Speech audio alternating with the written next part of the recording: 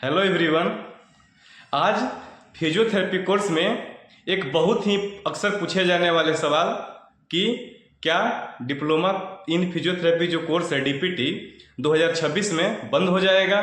दूसरा, क्या diploma in physiotherapy जो बच्चे कोर्स पास आउट कर चुके हैं आगे कोई उनको दिक्कत होगी। और तीसरा चीज़, क्या 2026 में डीपीटी कोर्स में एडमिशन लेना सही है भी कि नहीं। इन्हीं सब चीज़ों को लेकर के मैं ये वीडियो आपके सामने आया हूँ। इससे पहले मैं अपना परिचय दे दूं। मैं डॉक्टर रजनीकांत सिंह एक बाई प्रोफेशन फिजियोथेरेपिस्ट हूं। साथ ही साथ health care and nursing course का एडमिशन गाइडेंस भी करता हूं।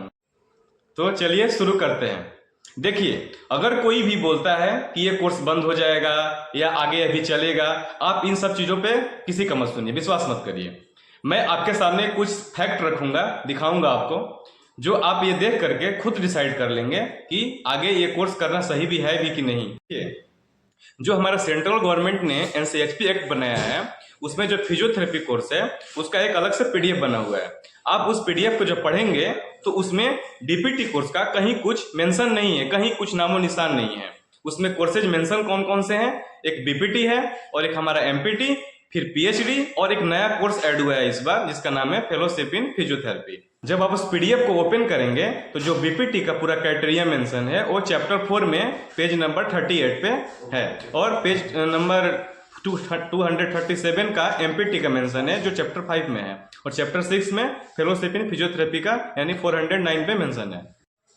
और दूसरी फैक्ट ये है कि जब आप उस वेबसाइट पे जाइएगा एनसीएचपी एक्ट का, तो उसमें एक अप्रूव्ड नोमेनक्लेचर पास हुआ है, उसका एक भी अलग से पीडीएफ है। जब आप उस पीडीएफ को ओपन करेंगे तो पेज नंबर 27 पे कुछ क्राइटेरिया मेंशन है कि कौन कौन से कोर्स का रजिस्ट्रेशन हम करेंगे आगे, क्योंकि रजिस्ट्रेशन तो होगा ही, क्योंकि जब ये काउंसिल बनी है तो रजिस्ट्रेशन करेंगे सारे प्रोफेशंस और जितने भी इंस्टीट्यूशंस हैं जो ये कोर्सेज चला रहे हैं उनका रजिस्ट्रेशन होगा। जब पेज नंबर 27 पे आप जाइएगा तो उसमें साफ साफ लिखा है कि जो डिप्लोमा कोर्स 1994 तक यानी 994 के पहले तक के किए हैं उनका रजिस्ट्रेशन वो देगा। और उस समय एक कोर्स चलता था बीएससी इन फिजियोथेरेपी जो 3 साल का हुआ करता था, उन लोगों का भी उसमें साफ साफ मेंशन है कि 1994 तक जितने भी पास आउट हैं उन लोग का रजिस्ट्रेशन होगा। बाकी आगे के जो हैं उनका कहीं कुछ मेंशन नहीं है। मैं आप लोग को जितनी भी चीज़ें समझाया वो सभी एनसीएचपी की ऑफिशियल वेबसाइट पे अपलोडेड है। मैं इसको डिस्क्रिप्शन में लगा दूंगा, आप लोग उसको पढ़ भी सकते हैं पेज नंबर वाइज। देखिए फ्रेंड्स, बात तो वही हुआ कि गवर्नमेंट ये नहीं बोल रही है कि हम ये डिप्लोमा कोर्स बंद कर रहे हैं, बट उनकी लिमिटेशन लगा रही है, रजिस्ट्रेशन नहीं देगी।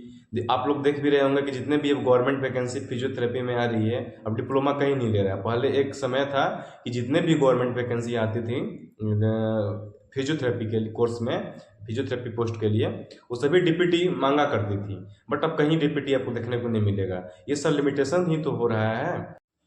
देखिए, अभी तक क्या था कि हर एक स्टेट वाइज अपना अपना एक गवर्निंग बॉडी होती थी जो ये डीपीटी कोर्स को अप्रूवल देती थी इंस्टीट्यूशन को चलाने के लिए, और जहाँ जहाँ जिस स्टेट में पैरामेडिकल की काउंसिल थी वो इस कोर्स का रजिस्ट्रेशन भी करती थी प्रैक्टिस करने के लिए जो बच्चे ये कोर्स करते थे।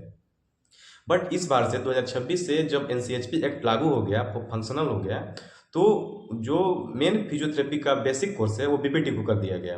तो डिप्लोमा कोर्स को कहीं उसमें नामो निशान नहीं है। तो अगर कोई इंस्टीट्यूशन डीपीटी कोर्स करा रही है तो उसका रजिस्ट्रेशन भी तो पहले वाला ही काउंसिल देगा जो पैरामेडिकल काउंसिल था या गवर्निंग बॉडी था जो गवर्नमेंट का जो पहले अप्रूवल दिया करता था। लेकिन इनके ऊपर एक हायर अथॉरिटी बैठ गई जैसे एनसीएचपी। तो आप खुद समझदार हैं, समझ सकते हैं कि जिसके ऊपर कोई एक हायर अथॉरिटी बैठ गई, हायर अथॉरिटी आ गई उसके ऊपर, तो नीचे वाले जो काउंसिल है उनका क्या भविष्य रह पाएगा। अगर ये कोर्स कंटिन्यू रहता है 2026 में डीपीटी कोर्स, तो जो गवर्निंग बॉडी इसको अप्रूवल देती है वही रजिस्ट्रेशन भी देगी। तो कल को अगर एनसीएचपी और जो स्टेट गवर्निंग बॉडी है उसमें कन्फ्लिक्ट हो जाए कि आप इनको रजिस्ट्रेशन नहीं दे सकते, एनसीएचपी अगर ये बोलेगी कि आप इनको रजिस्ट्रेशन नहीं दे सकते क्योंकि अब आपका पावर कुछ नहीं रहा, जो भी रजिस्ट्रेशन देने का हक है वो सिर्फ हमारा है, तो दोनों कन्फ्लिक्ट हो जाएगी, तो ये मामला फिर कोर्ट में पहुंचेगा। जो भी आगे बातें चलेंगी, लेकिन सबसे ज़्यादा दिक्कत तो जो बच्चे एडमिशन लिए उनको होगी ना। अभी एक पटना में घटना हुई है ना कि वहाँ जो Bihar university of health sciences है वो सारे गवर्निंग बॉडी को बोल दी है कि आप किसी भी डिप्लोमा कोर्स को अप्रूवल नहीं दे सकते, एग्जाम नहीं दे सकते। तो जो बच्चे अभी फर्स्ट ईयर में हैं, यहाँ तक कि पैरामेडिकल, फार्मेसी, नर्सिंग, जितने भी डिप्लोमा कोर्स हैं, नर्सिंग में जीएनएम भी डिप्लोमा कोर्स में आता है, एएनएम, उन लोगों को क्या था कि जो एग्ज़ाम लेती थी वो नर्सिंग काउंसिल वहाँ की लेती थी, बिहार नर्सिंग काउंसिल, और पैरामेडिकल काउंसिल जो लेती थी डिप्लोमा कोर्स की पैरामेडिकल कोर्स का लेती थी, और pharmacy council of Bihar diploma in pharmacy का यानी डी फार्मा का कोर्सेज का अप्रूवल देती थी और एग्ज़ाम लेती थी।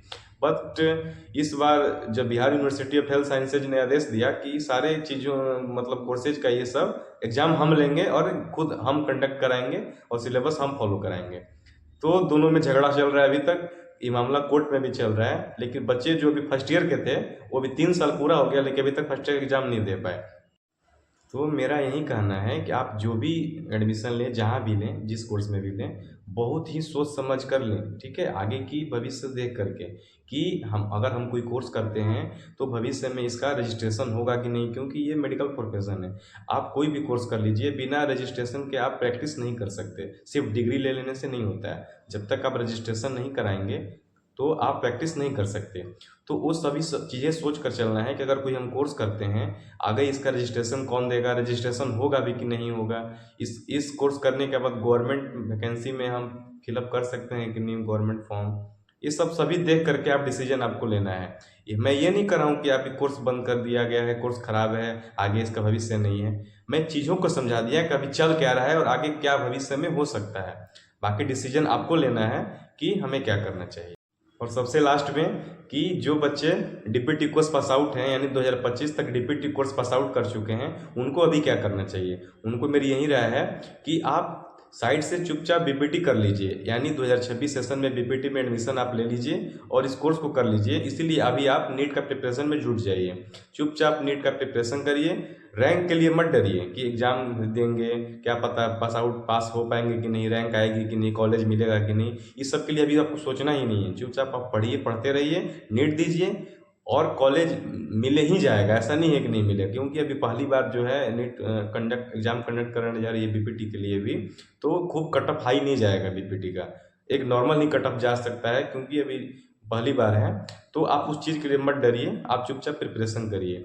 और आगे कैसा कॉलेज में एडमिशन लेना है, कम फीस वाले कॉलेज कहाँ कहाँ हैं इंडिया में, उसके लिए आप चिंता मत करिए, उसके लिए मैं आपको बहुत गाइड करूँगा। आप मेरे चैनल को फॉलो कर लीजिए, सब्सक्राइब कर लीजिए और बेल आइकन को प्रेस कर लीजिए।